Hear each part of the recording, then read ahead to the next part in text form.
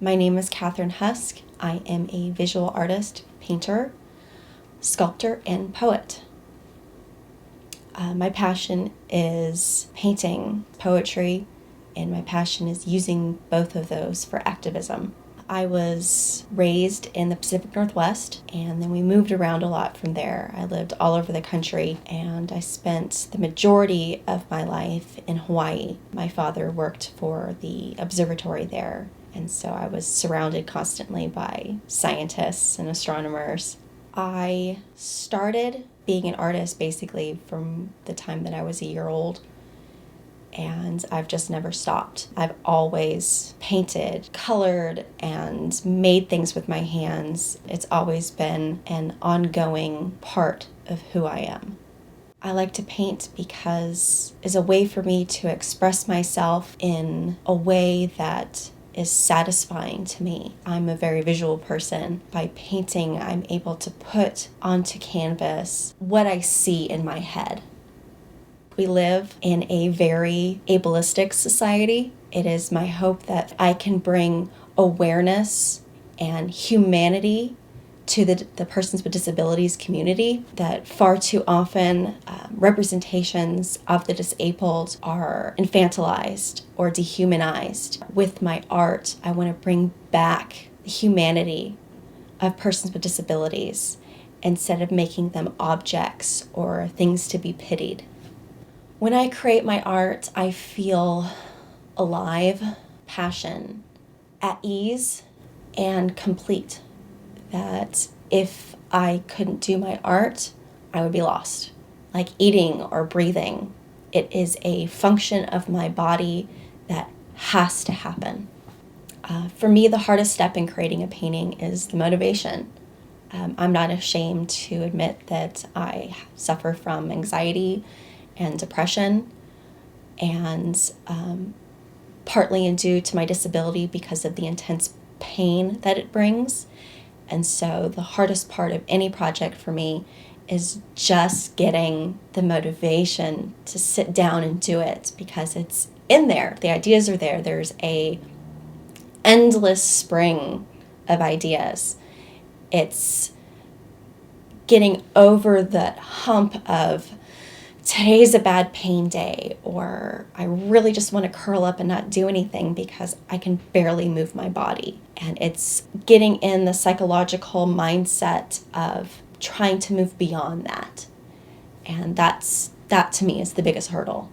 My intended audience for my art is everyone. I hope that persons with disabilities and able-bodied people can see themselves reflected in the paintings. For the able-bodied person to view it and to come away seeing the humanity in the subjects that I paint, and for there to be a connection. Even though there's the activist portion to what I do, I still want there to be that emotional connection no matter who is viewing my work. My style is contemporary realism, but I also use symbolism and surrealism in my work.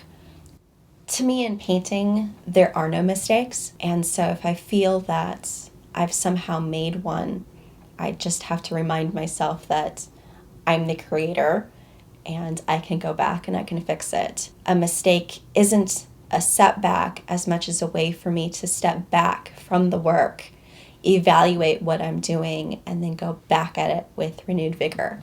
I think my favorite piece of art that I've done is a piece that I did called Hiding My Demons, and it's subtitled A Battle with Mental Illness. I would hope that it would go to somebody who feels as deeply about it as I do, because it is such a personal painting for me to put out into the world the psychological struggles that people deal with whenever you're dealing with the pain aspect of disability, that there are other things that come with that there's the anxiety and the depression from not feeling up to par with the rest of the world. And so it isn't that it's necessarily my favorite, it's that one will be the one that I'll miss the most. I try to regularly show my work. I'm currently trying to seek gallery representation, and I've been shown in multiple festivals and in different venues, not only here locally in Kansas City, but also in Hawaii and Texas. Censorship plays a huge role for me with my art. I was actually just recently censored for having nudity in my work. I was exhibiting with Fringe Festival, and they pulled my work because it was deemed too lewd. And the issue that I had with that was censorship in general silences voices, and it can silence complete demographics of people whenever you say, well, we're not going to show this type of work because we think it's offensive. But some demographics, either through art or through literature, their only voice may be through a means that other people find offensive.